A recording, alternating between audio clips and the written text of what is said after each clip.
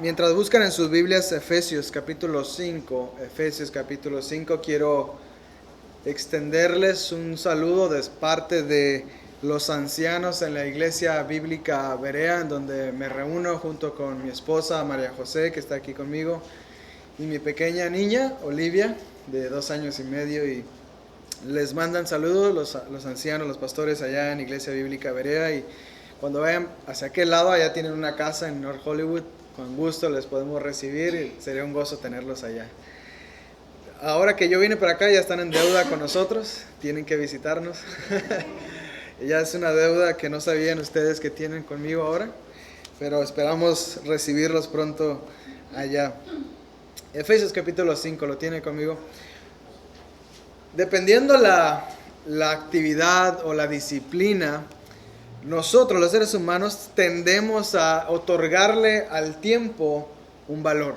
Por ejemplo, un velocista, una persona que corre en un deporte, puede ser relegado del primer lugar al segundo solamente por milésimas de segundo, ¿sí?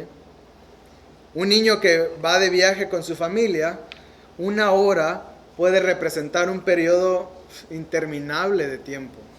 Está preguntando cada vez, ¿ya llegamos? ¿Ya llegamos? Mientras que para una mamá, 1 hora el día domingo, en la mañana, es así, un tiempo muy corto para todas las actividades que tiene que hacer. Para un novio enamorado, un día puede ser una eternidad para volver a ver a su novio otra vez el día siguiente. Mientras que para un estudiante puede ser un día muy breve, cuando tiene que entregar todas las tareas que no hizo en el semestre, ¿verdad? Un mes puede ser muy corto para quien tiene que pagar deudas. Uy, ya viene otra vez la renta. Pero puede ser un mes muy largo para quien recibe su pago al final del mes. Sin embargo, ya sea el valor que tú le agregas o tú le des o le demos al tiempo, todos estamos sujetos a llegar al final de nuestro tiempo. A todos se nos ha dado en el momento de nuestro alumbramiento un reloj que corre en retroceso. El dueño de todo, Dios, ha colocado fronteras en nuestro tiempo que no vamos a pasar. Él ha dicho y ha determinado una fecha, una hora exacta en la que nosotros no vamos a pasar más de ahí.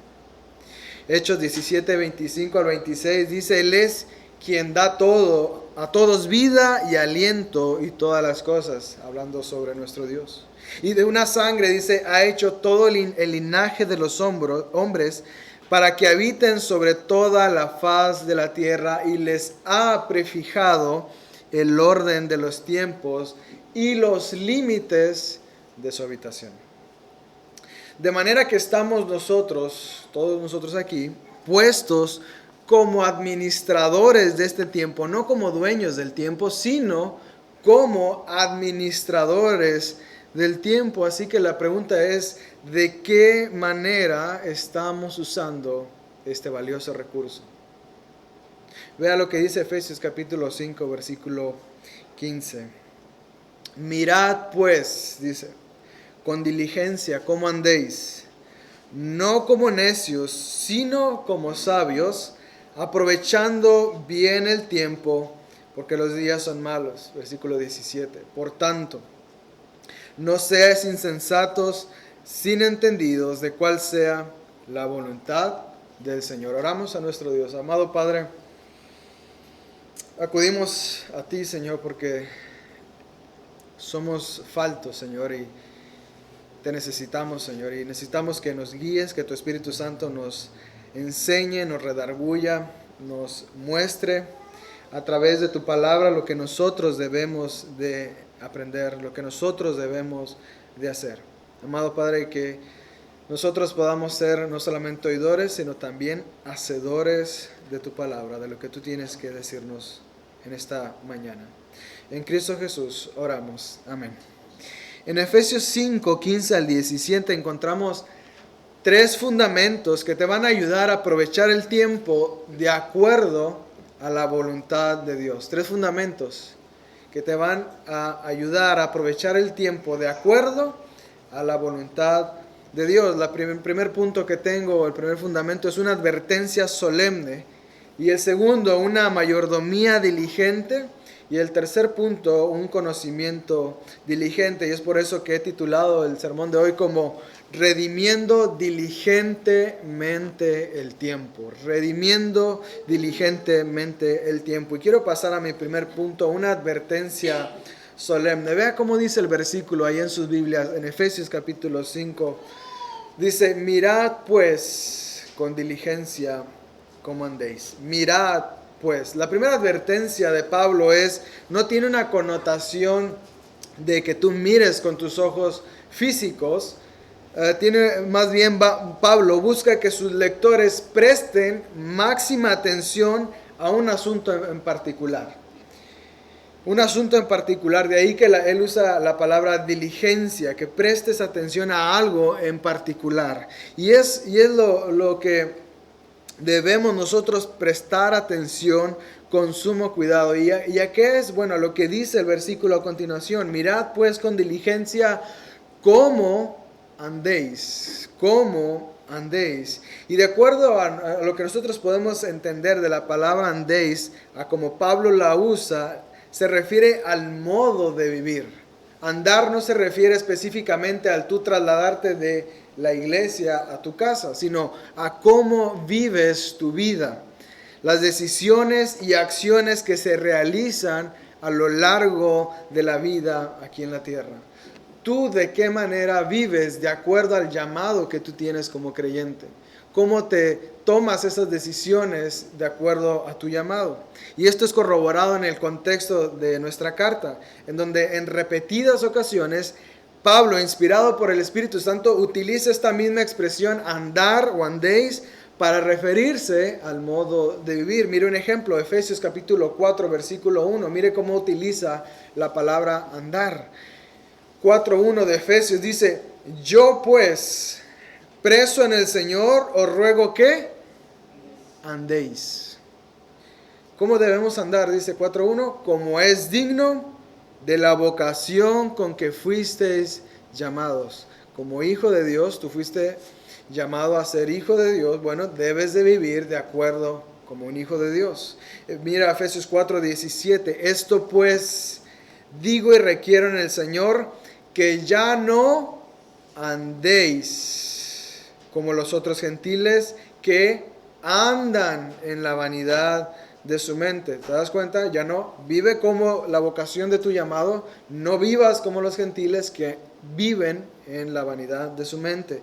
Y mira conmigo este versículo, Efesios 5:2.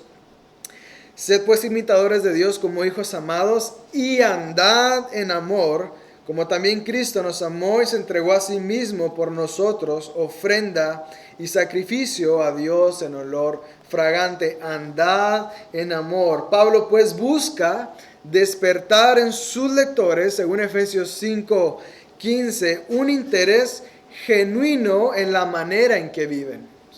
Es decir, que el resultado de sus acciones en la cotidianidad de la vida sea precedido por el cuidado o por un cuidado particular de sus acciones. Es decir, que no vivan como si nada pasara, sino que presten atención a su manera de vivir. Que sean conscientes de su manera de vivir. Como creyentes, los efesios tenían que vivir ya no como incrédulos, sino como creyentes, como esa vocación a la cual fueron llamados.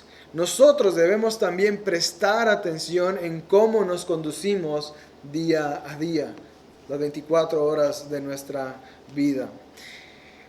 Y es que sucede lo siguiente, no sé si a ustedes les ha pasado, pero a mí me ha pasado, que vas manejando o voy manejando en la carretera y solamente volteo a ver el velocímetro cuando veo que unas luces azules y rojas están tintilando enfrente, ¿no? La patrulla está allá enfrente. O cuando el Waze me marca que hay una patrulla enfrente. Pero vamos ensimismados y no ponemos atención a lo que estamos haciendo. Mientras vamos ensimismados, encajados en nuestros pensamientos, manejando, a veces sucede que ni siquiera te das cuenta cómo llegaste a tu casa. No sé si te ha pasado. Vas tan cansado que no sabes ni cómo llegaste, ¿no? Estás pensando en los niños, en el trabajo, en cualquier cosa, en la tarea, que no sabes ni cómo pasaste los últimos semáforos, ¿no? ¿Cómo llegué acá? ¿No? Vas en automático. Bueno, Pablo no quiere que vivamos la vida cristiana de esa manera. No quiere que vivamos así, quiere que seamos conscientes de lo que estamos viviendo. Mira lo que dice, ya lo leímos en el 4:17 hasta el 19 de Efesios. Esto pues digo y requiero en el Señor, fíjate la atención que debemos tener, que ya no anden como los otros gentiles. Ellos eran gentiles, pero eran gentiles creyentes. Dice, ya no anden como los otros gentiles, los paganos, los que no son salvos, que viven de una manera desordenada, que andan, dice, en la vanidad de su mente, ajenos, teniendo, el entendimiento entenebrecido, ajenos de la vida de Dios, por la ignorancia por la ignorancia que en ellos hay, por la dureza de su corazón, los cuales, después que perdieron toda sensibilidad, se entregaron a la lascivia para cometer con avidez toda clase de impureza. Pero nota esto, dice, andan en la vanidad de su mente, porque tienen el entendimiento entenebrecido. ¿Por qué? Porque ellos son ajenos a la vida de Dios. Tú como creyente no eres ajeno a la vida de Dios. Así que no debes de vivir como un no creyente. El cristiano tiene que vivir una nueva vida. Tiene que vivir una manera diferente. Y esta no se vive a nuestra discreción, a como tú crees que debes vivirla. Tú no tienes el estándar para vivir tu vida, sino es Dios el que pone el estándar.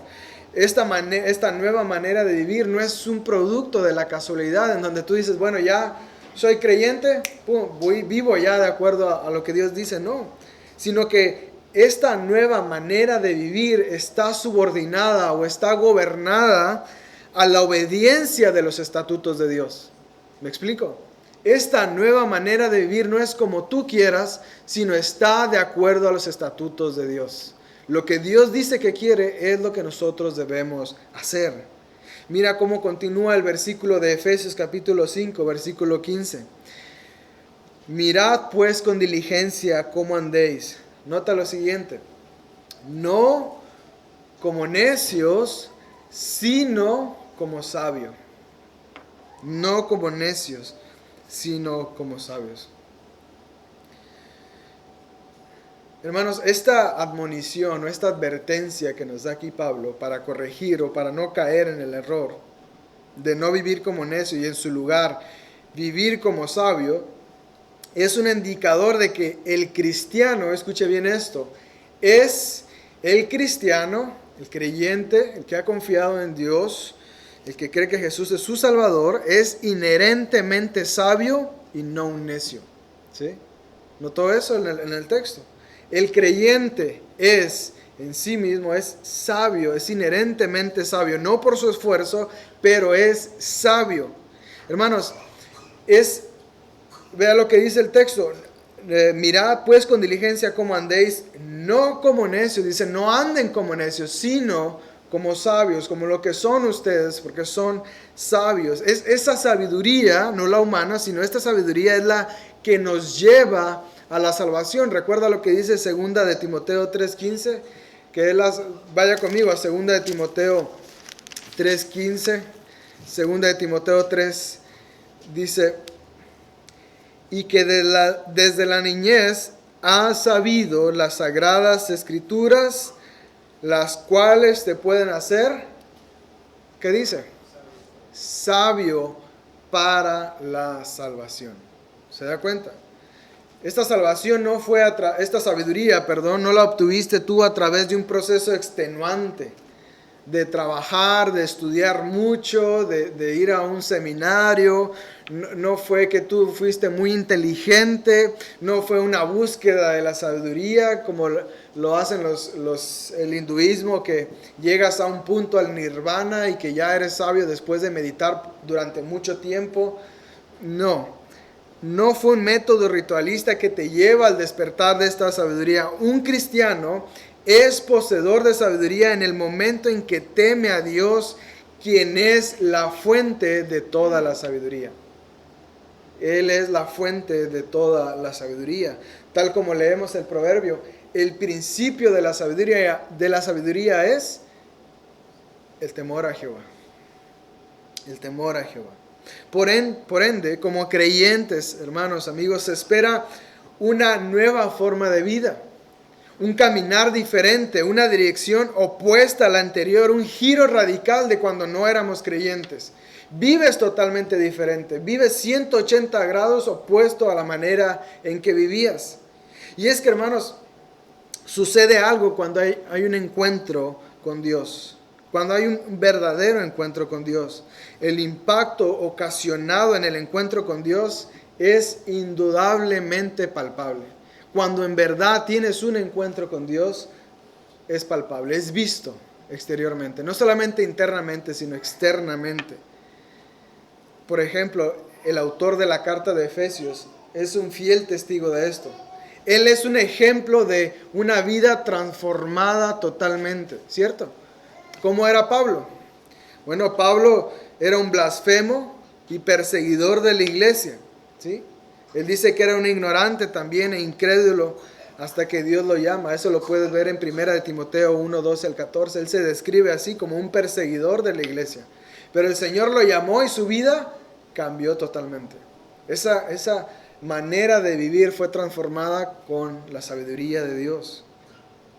¿Qué decir de Pedro? Muchas veces nosotros lo menospreciamos, ¿verdad? Es un traidor, es muy arrebatado, impulsivo, pero su vida fue transformada cuando tuvo una cercanía con Dios. Cuando él creyó en Dios fue totalmente diferente. Y podemos ir a Hechos capítulo 1, 2, cómo él es el que se levanta para enseñar a las multitudes. Su vida fue transformada. Pero ¿qué decir de nosotros? ¿Qué podemos decir de nosotros cuando llegamos al conocimiento de la verdad de Dios? Hombres y mujeres testarudos, cabeza dura, a veces cabeza hueca, como yo, que no entendíamos. Íbamos a la iglesia y entraba por aquí, salía por acá. O despreciábamos totalmente vivir de acuerdo a lo que Dios dice. Despreciábamos el Evangelio, despreciábamos la palabra de Dios, pero cuando tienes un encuentro con Dios, tu vida cambia. Si eras un blasfemo, una persona que no era responsable de su familia, que eras un vividor, que eras una mujer que no se hacía responsable, cuando llegas a Cristo, esa vida se transforma y empiezas a vivir de acuerdo a lo que Dios dice. Y hermanos, es que por supuesto que suceden estos sorprendentes cambios porque la naturaleza de la sabiduría a la que nosotros nos acercamos es divina. Es divina, no es sabiduría humana, sino es la sabiduría de Dios. Es esa sabiduría la que nos transforma, la que nos cambia, nos capacita para llegar a la salvación. Pablo estaría a favor de esta afirmación cuando él dice andar como sabios. Se refiere a la sabiduría que procede de Dios y no a la sabiduría que procede de este mundo. Ahora bien, hermanos, quiero hacer una aclaración. Si bien la sabiduría de Dios es otorgada en el momento de nuestra salvación, esa sabiduría que nos lleva a la salvación, no significa esto que no debemos crecer en sabiduría, ¿sí? Usted no es totalmente sabio. Sí, hay una sabiduría que te lleva a la salvación, pero tienes que crecer en sabiduría. Mira cómo dice 2 de Pedro 3:18. 2 de Pedro 3:18.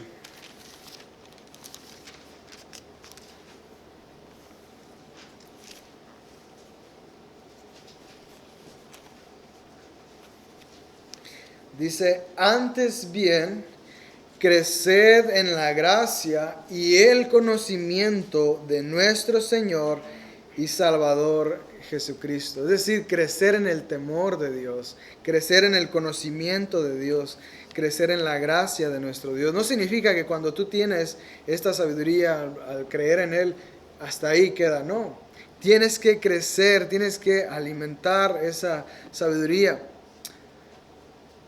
Pero sobre todo, hermanos, evitar andar como necios. Mira el texto, dice, mirad pues con diligencia cómo andéis, no como necios, sino como sabios. Y es que andar como necio, hermano, aún es un peligro que debemos sortear. Si Pablo nos pone esta advertencia aquí, quiere decir que podemos caer en el peligro de vivir como necios, siendo sabios, viviendo como necios. ¿Sí? Tal como anteriormente ilustraba, al ir manejando podemos distraernos, ¿verdad? Puedes ir manejando y sabes manejar, pero te distraes y puedes cometer errores garrafales. De la misma manera podemos distraernos de lo que Dios quiere que prestemos atención y vivir de manera necia. Tú puedes saber, tú puedes ser sabio, pero si no creces en esa sabiduría, si no estás atento a tu manera de vivir, puedes vivir de una manera necia.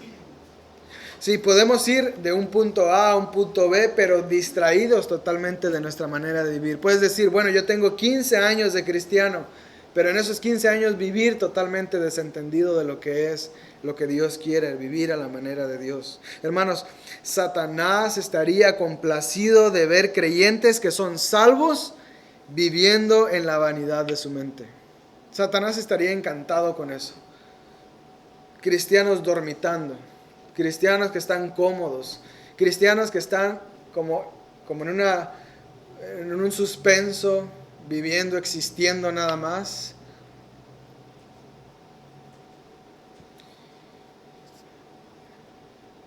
Pero un cristiano no se destaca por eso.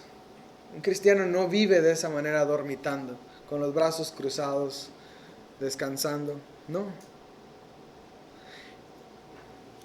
Entre las muchas cosas en las que se destaca un sabio de un necio, hermanos, es en la de aprovechar el tiempo. Un sabio, a diferencia de un necio, aprovecha el tiempo. Mientras el necio desaprovecha el tiempo, el sabio sabe que es un recurso único y valioso. El sabio no despega los ojos de esa oportunidad invaluable que es el tiempo. Él sabe que no hay más, que este día que pasó ya no se puede repetir. Por eso vea lo que dice nuestro texto. Efesios capítulo 5, versículo 15. Mirad pues con diligencia cómo andéis, no como necios, sino como sabios. Versículo 16. Aprovechando bien el tiempo. El sabio aprovecha bien el tiempo. El necio desaprovecha el tiempo. Y note qué interesante conjunto de palabras utiliza el autor, aprovechando. La palabra aprovechando que nosotros leemos aquí en Efesios 5:15, también la podemos encontrar en Colosenses 4:5. Ve conmigo ahí a Colosenses 4:5, por favor. Colosenses 4:5.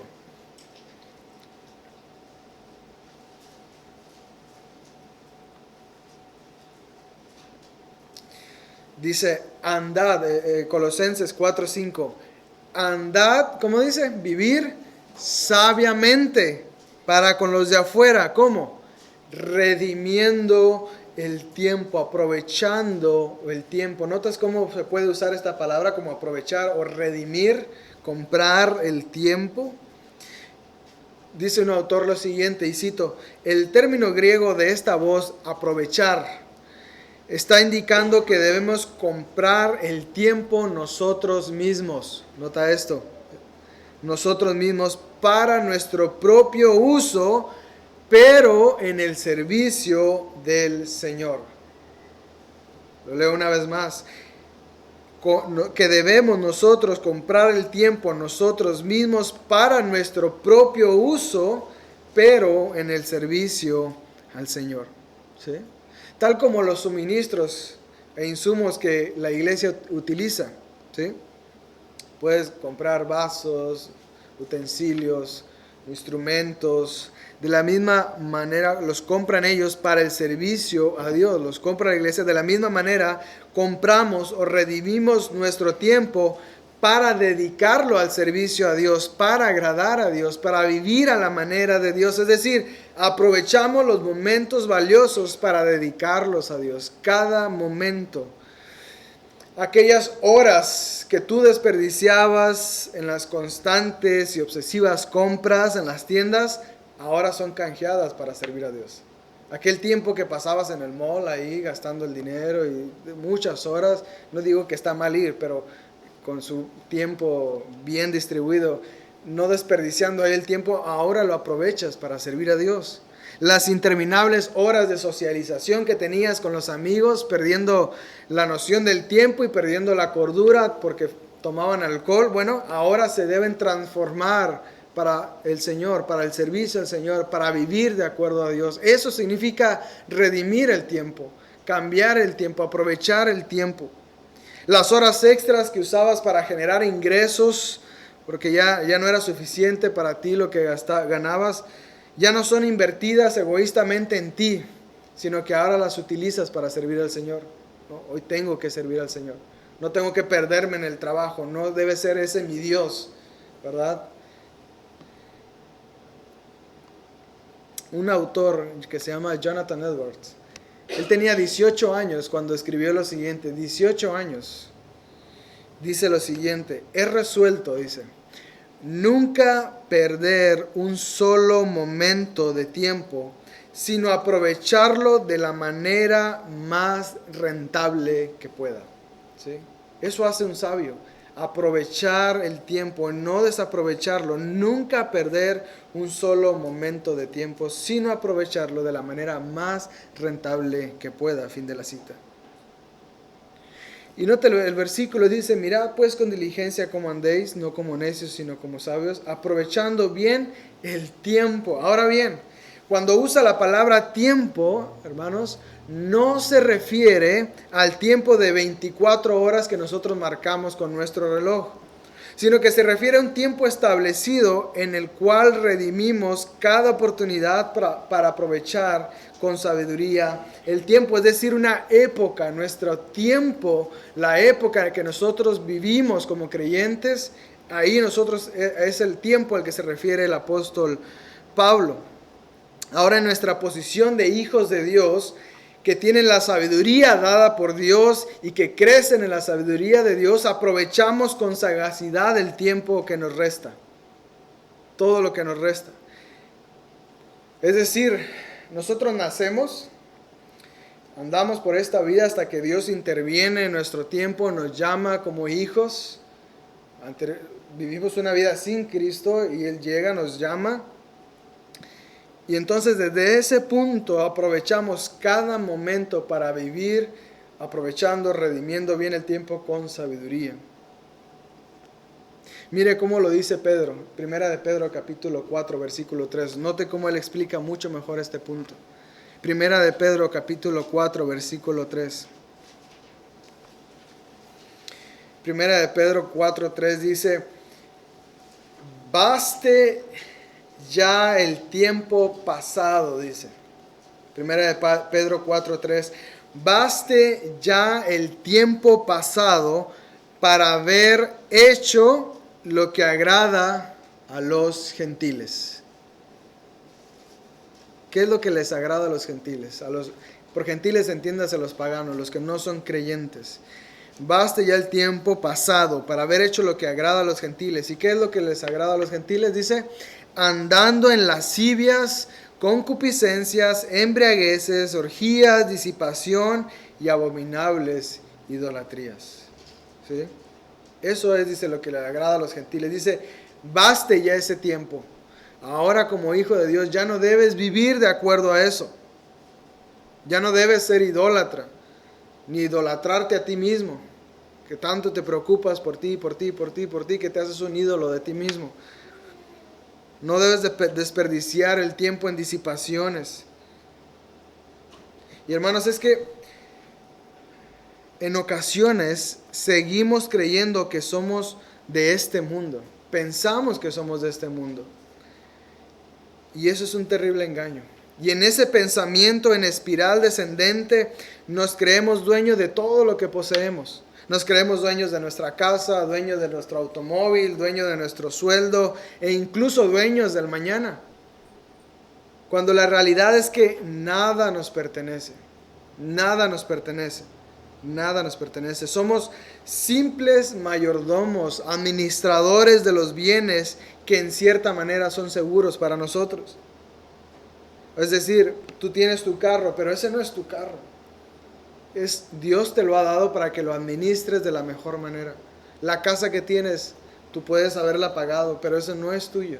Dios te lo ha dado para que lo administres de la mejor manera, para su gloria, para lo que Él quiere, para que cuides de tu familia, para que des protección a tu casa, a tus seres queridos, para que recibas a tus hermanos cuando te visitan. Hermanos, pues si no somos dueños de nuestras posiciones físicas, ¿cuánto menos somos dueños del mañana? No somos dueños del mañana. Podemos escribirlo en nuestra agenda, decir mañana te veo si quieres, pero no significa que es nuestro día. Nadie nos asegura eso. No somos dueños de nada en este mundo, somos administradores de lo que Dios nos ha dado. Alguien escribió algo bien interesante respecto a lo valioso que es el tiempo. Y lo escribió como si fuese un anuncio público, como esos anuncios de Se Busca. Usted los ha visto, ¿verdad? Y escribió lo siguiente: perdido ayer en algún lugar, dice este afiche, ¿no? Este letrero, perdido ayer en algún lugar entre el amanecer y el atardecer, 2 horas de oro, dice. Cada una con 60 minutos de diamante. Y termina diciendo, no se ofrece recompensa porque se han ido para siempre. El tiempo es tan valioso, pero se va y se va para siempre. Como les decía, muchas veces, y más de las que quisiéramos admitir, creemos que somos dueños del mañana. Y desperdiciamos el presente, el hoy. En lugar de aprovechar el tiempo en lo eterno, seguimos derrochando nuestro tiempo viviendo neciamente, postergando nuestro servicio a Dios. Y sabes, algunas excusas parecen razonables. Dices, bueno, es que yo no puedo servir al Señor porque estoy ocupado dándole estudios a mis hijos. Ya que termine de trabajar, ya que me jubile, entonces voy a servir a Dios. Entonces me voy a dedicar a Dios. Entonces, pero ¿quién te asegura eso? No puedes estar seguro de eso. Bueno, ya que no tenga tantas responsabilidades en la escuela, entonces sí voy a servir a Dios. Sí voy a dedicar mi vida a Dios. Ya que esté libre de la escuela, voy a servir a Dios. Pero eso no es cierto. Pues llega el trabajo y vas a decir hasta que termine el trabajo, ya que me jubile. Pero eso no es cierto. Y te jubilas y te escapas en otras cosas. Se va el tiempo. Y parecen excusas razonables. Parecen verdad las excusas, pero no. Debemos usar bien el tiempo, redimir bien el tiempo. Dice Salmo 90:12.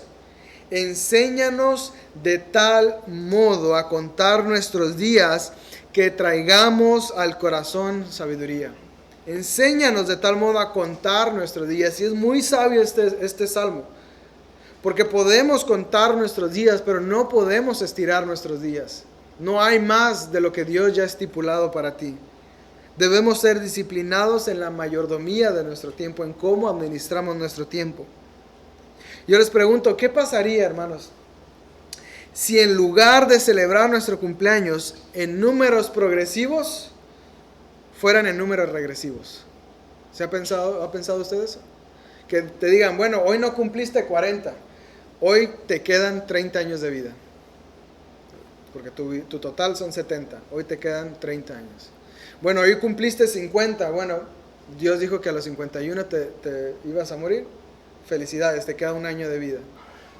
Qué diferente sería nuestra manera de pensar si nosotros viviéramos de esa manera, si nuestros cumpleaños fueran en números regresivos. Bueno, felicidades, te queda 1 año de vida. 3 segundos de vida. Imagínate, qué diferente sería. Tendríamos una perspectiva diferente de nuestro tiempo. Así que, hermanos, roguemos como el salmista, porque vendrá el dueño de todo. Vendrá un día nuestro Dios, al que le pertenece todas las cosas, tu casa, tus vacaciones, tus lujos, lo que tú tengas, tu tiempo, y va a pedir cuentas de ese tiempo que Él te dio. Aún de eso va a pedir cuentas. Nuestro encuentro con Dios, hermanos, es un buen motivo para usar el tiempo con sabiduría. nuestro encuentro con Dios es un buen motivo para usar el tiempo con sabiduría. Y otro motivo por el cual debemos redimir con sabiduría nuestro tiempo es porque los días son malos. Mira cómo dice el texto. Aprovechando bien el tiempo, versículo 16, 5:16 de Efesios, porque los días son malos. Aprovechando bien el tiempo porque los días son malos. Y es que no es que los días se van a hacer mejores si tú aprovechas el tiempo. Ese no es el énfasis del texto. No está diciendo que si tú aprovechas el tiempo, los días se convierten en buenos. Más bien, porque no van a mejorar los días, debes aprovechar el tiempo con sabiduría. Debes aprovechar los tiempos con sabiduría. Hermano, si los tiempos con Pablo en aquel entonces eran malos, ¿cuánto más en nuestro tiempo no son malos nuestros días? Y sabe, no son malos porque Dios los haya hecho así malos, sino porque el maligno está dominando este mundo. Así lo dice Primera de Juan 5:19, que el maligno está gobernando este mundo. Es decir, nuestro tiempo de servicio a Dios se ve cada vez más limitado. Usted puede ver eso. Un pastor escribe, tenemos poco tiempo y mucha oposición. Tenemos poco tiempo y mucha oposición. Y es que esto es cierto. Poco falta para que empiecen a regular lo que nosotros podemos predicar y no predicar. ¿Qué es un discurso de odio y qué no es un discurso de odio? ¿Qué puedes decir y qué no puedes enseñar? Poco tiempo falta para eso, si no es que ya está llegando. Nuestro servicio se ve cada vez más limitado, cada vez más limitado. Además, hermano, que los tiempos sean malos es un indicativo de que hay mucho por hacer. Si los días son malos, significa que hay mucho trabajo por hacer, que tú como creyente tienes mucho por hacer, tienes mucho trabajo. Que los días sean malos no significa que nos vamos a cruzar de brazos, dormirnos, descansar, que vamos a echar la cabeza hacia atrás y esperar hasta que Dios venga, establezca su reino y entonces sí vamos a aprovechar el tiempo. No. Si hay días malos, hermanos, si hay días malos, debe haber sabios administradores del tiempo. Debe haber hombres y mujeres creyentes que vivan de acuerdo a la sabiduría de Dios, aprovechando bien el tiempo porque los días son malos. Por eso, hermanos, debemos tener un conocimiento diligente de la voluntad de Dios. Por eso tenemos que conocer la voluntad de Dios. Mira, mi tercer punto es un conocimiento diligente. Dice el versículo, aprovechando bien el tiempo, porque los días son malos. Por tanto, dice, no seáis insensatos, sino entendidos de cuál sea la voluntad del Señor. ¿Cuál es la voluntad del Señor? Bien, si yo terminara mi enseñanza en estos primeros dos puntos que di, y no consideramos este versículo 17, podría quedar un poco agridulce la enseñanza. Podrías decir, bueno, a ver, Iván, sé que debo ser diligente con mi vida, sé que tengo que aprovechar mi tiempo. Puedes decir, bueno, sé que debo ser un mayordomo diligente porque mis días están sujetos a una fecha de caducidad en donde voy a morir. Pero, ¿cómo sé si estoy siendo necio desperdiciando mis horas? Podrías preguntar.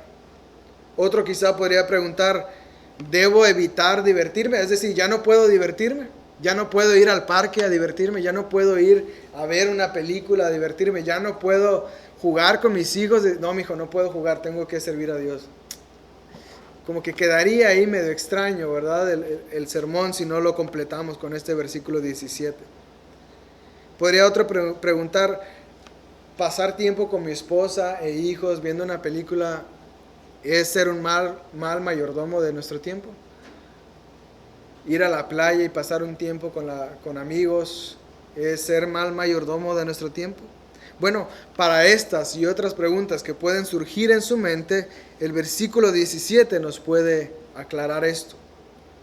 Dice el versículo, por tanto, no seáis insensatos, sino entendidos de cuál sea la voluntad del Señor. Hermanos, es a través del conocimiento de la voluntad de Dios que podemos utilizar bien el tiempo.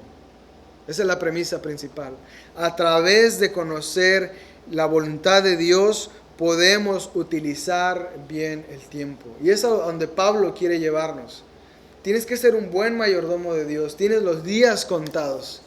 Hay un punto en el que tú vas a dar cuentas de eso. Y para poder aprovechar bien el tiempo, tienes que conocer la voluntad de Dios. Tienes que conocer lo que Dios dice en su palabra. Es a través del conocimiento de la palabra de Dios que puedes aprovechar el tiempo. Cuando conoces la verdad de Dios, estás actuando como un hombre sabio, como una mujer sabia, y no como un necio. Cuando conoces la voluntad de Dios, aprovechas el tiempo en los días malos. Conocer la voluntad de Dios nos ayudará a no perder el enfoque y el ánimo en nuestra mayordomía del tiempo. Mira cómo dice Romanos 12:2, por favor. Romanos capítulo 12, versículo 2. Mira lo importante de conocer la voluntad de Dios. Romanos 12:2 dice: no se amolden al mundo actual. Lo estoy leyendo yo en la Nueva Versión Internacional. No os conforméis al mundo, dice la Reina Valera. No se amolden.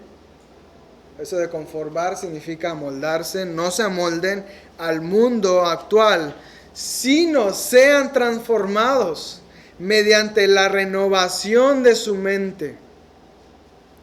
Sigue diciendo el versículo. Así, cuando su mente es transformada, así podrán comprobar cuál es la voluntad de Dios, buena, agradable y perfecta.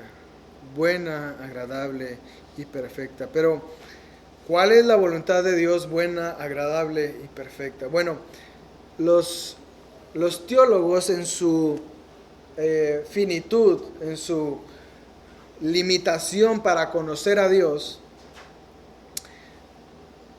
o para comprender mejor a Dios, han dividido en dos la voluntad de Dios. No es que Dios esté dividido, ¿ok?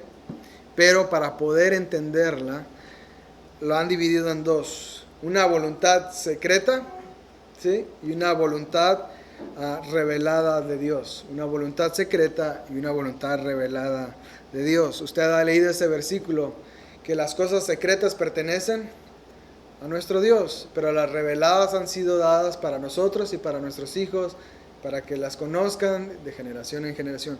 Bueno, hay esas dos voluntades. Hay algo que no conocemos de Dios. Por ejemplo, ¿cuándo viene Dios por nosotros? ¿Cuándo es el retorno de nuestro Señor Jesucristo?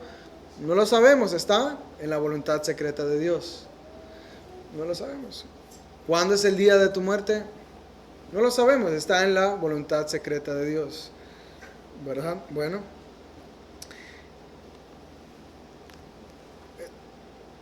¿Cómo nosotros entonces conocemos cuál es la voluntad de Dios para nuestra vida, para nuestro diario vivir? Si hay estas dos voluntades, esta secreta no puedo acceder a ella, tiene candado por Dios, nadie puede entrar ahí, pero tengo esta revelación que es la palabra de Dios.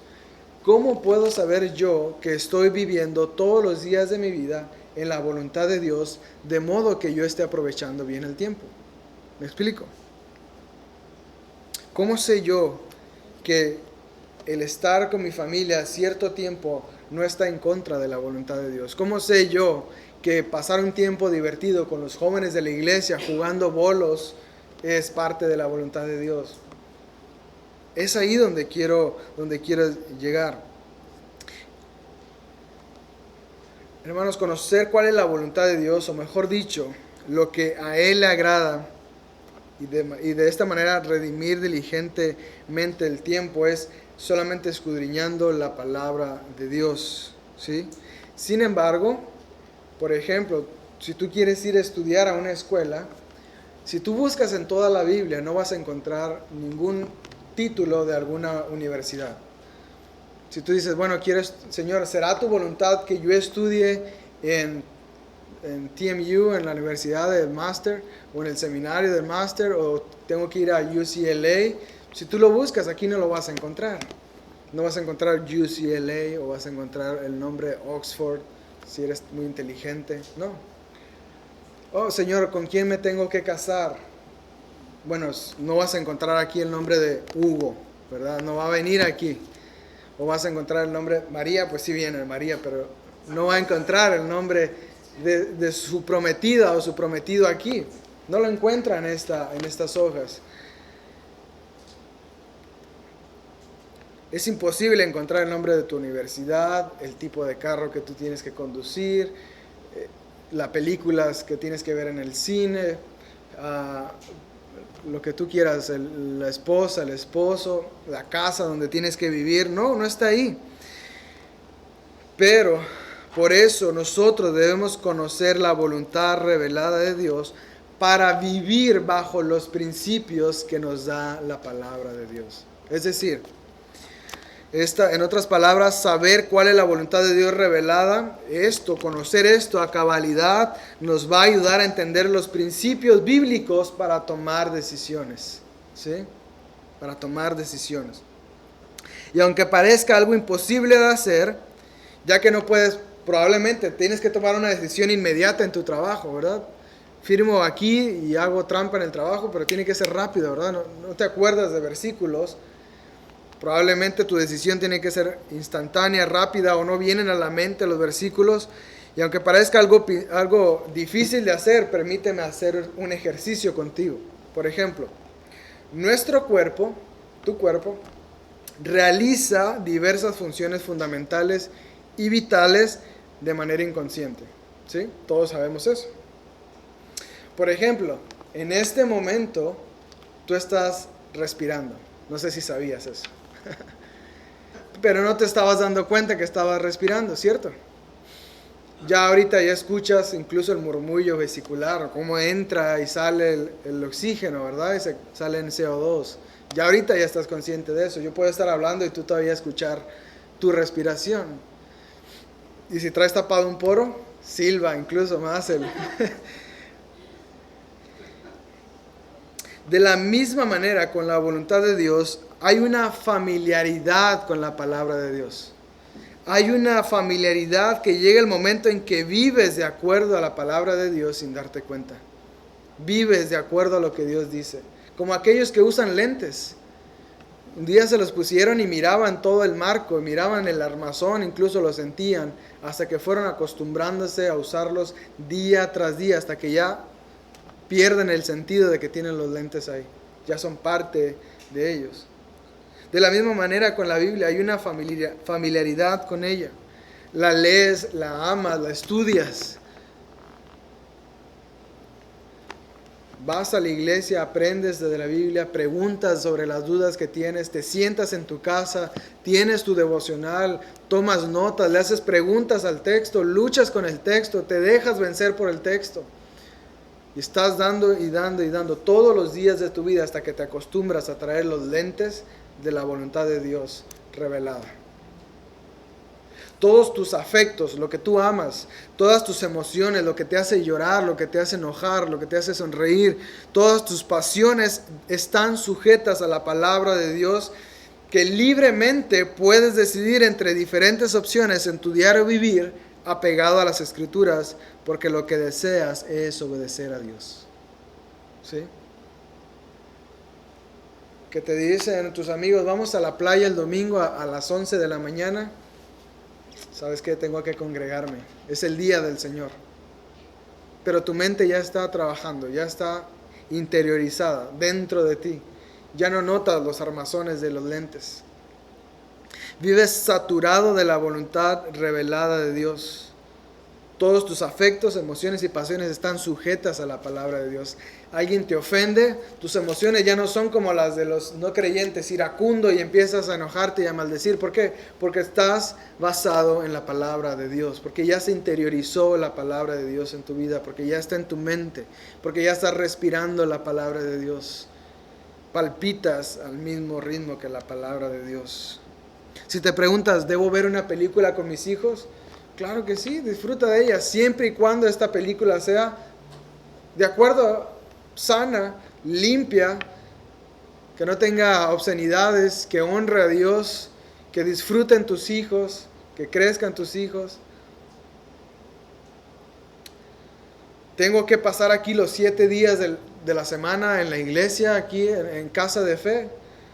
No, la palabra de Dios dice que tienes que ir a trabajar, que tienes que cuidar a tu familia, si eres hombre, proveer para ella. Si eres mujer, que tengas a tus hijos educándolos en casa, que estén ellos creciendo, cuidando de ellos, que enseñes a otras mujeres a amar a sus maridos. No significa que vas a estar aquí, porque la palabra de Dios te está rigiendo durante todos los días de tu vida. Yo quiero preguntarles, hermanos, para ir concluyendo, ¿servir en la iglesia es aprovechar el tiempo? De acuerdo a lo que nos dice la palabra de Dios. Usted que conoce la palabra de Dios, ¿servir en la iglesia es aprovechar el tiempo? Yo creo que sí, ¿verdad? Visitar a tu hermano o llamar a tu hermano por teléfono, mandarle un mensaje, ¿es aprovechar el tiempo? Sí, y no está aquí en la Biblia, mandad mensajes de texto, ¿no? No viene ahí, pero sabemos a través de la palabra de Dios que debemos amarnos unos a nosotros, que debemos exhortarnos los unos a los otros. Claro, servir a la iglesia es aprovechar el tiempo. Es mandato de Dios que seamos gobernados por el Espíritu Santo. Asistir a la iglesia, hermanos, es mandato de Dios. Es bueno, es aprovechar el tiempo. Claro que es aprovechar el tiempo. La pregunta entonces es, ¿por qué no lo hacemos? ¿Por qué batallamos para hacerlo? ¿Por qué no aprovechamos el tiempo de esa manera? ¿Por qué preferimos hacer otras cosas que lo que Dios nos dice? Porque a veces dejamos de lado el servicio de Dios. No estoy diciendo, como te dije, estar 7 días aquí, ¿no? Sirve a tus hermanos de alguna manera, en alguna capacidad, pero a veces nada, cero. No quieres invertir tiempo en la iglesia. ¿Por qué no lo hacemos? Si tenemos el tiempo contado, si somos sabios según la palabra de Dios, vivimos como necios, vivimos negligentemente, desaprovechando el tiempo. Y sin duda que muchos de ustedes conocen la voluntad de Dios revelada. Yo sé que muchos de ustedes tienen más años incluso que yo en la vida cristiana. Y no dudo que esta iglesia esté constantemente expuesta a la voluntad de Dios revelada. Este púlpito predica la palabra de Dios, lo que Dios dice. Sin embargo, la necedad es un peligro constante. Tú puedes ser necio. Tú puedes llegar a ser necio si no pones atención, si no vives de acuerdo al llamado que Dios te ha dado. Hermanos, la oposición, nuestro enemigo planta su campamento sin descanso en contra de nuestra mente, en contra de nosotros todo el tiempo. Por lo que debemos pedir a Dios que nos ayude a redimir el tiempo diligentemente a través de conocer más y más la inagotable revelación de su voluntad. Más y más conocer su voluntad, más y más conocer su palabra. Solo a través del Espíritu Santo podremos sostenernos. Esta tarea es descomunal, es difícil. Muchas veces nos vamos a encontrar desperdiciando el tiempo, es difícil, pero solamente a través del Espíritu Santo nosotros podemos sostenernos. Solamente a través del Espíritu Santo que nos guía, que nos lleva, es que nosotros podemos completar esta tarea. Solamente cuando nos arrojamos en esperanza a Él, solamente entonces podemos completar la tarea y llevarla a buen puerto. Las convicciones se desvanecen, nuestras convicciones pueden desaparecer, pero el poder del Espíritu Santo es eterno. Él es Dios y Él nos ayuda en nuestra debilidad. ¿Por qué no le oramos a nuestro Dios y le rogamos que nos ayude en esto? Amado Padre, somos débiles, nuestras fuerzas se acaban, se agotan, nuestras fuerzas son limitadas. Sin embargo, no nos has dejado desprovistos, Señor. No nos has dejado solos, sino que eres bueno con nosotros, misericordioso, y nos has dejado a tu Espíritu Santo para que nos guíe. Sin duda que nos encontramos muy lejos de donde deberíamos de estar, pero tenemos la confianza de que tenemos tu palabra, tu revelación, y a tu Espíritu Santo que nos enseña, que nos guía. Que tenemos, Señor, las herramientas necesarias que tú has dejado, maestros, pastores y maestros, según Efesios 4:11, para la edificación de tu iglesia, para el crecimiento, para llegar a ser un hombre perfecto a la estatura de Cristo. Ayúdanos a aprovechar, Señor, estas oportunidades. Ayúdanos a aprovechar, redimir el tiempo diligentemente. Ayúdanos a no desperdiciarlo, Señor, en cosas vanas. Ayúdanos a ser sabios y no necios. Ayúdanos a crecer en sabiduría. Solamente tú puedes ayudarnos, Señor, a través de tu Espíritu Santo. ¿Podrías tú ayudarnos, Señor? ¿Podrías tú socorrernos? Señor, gracias te damos por todo lo que nos has dado en Cristo Jesús. Amén.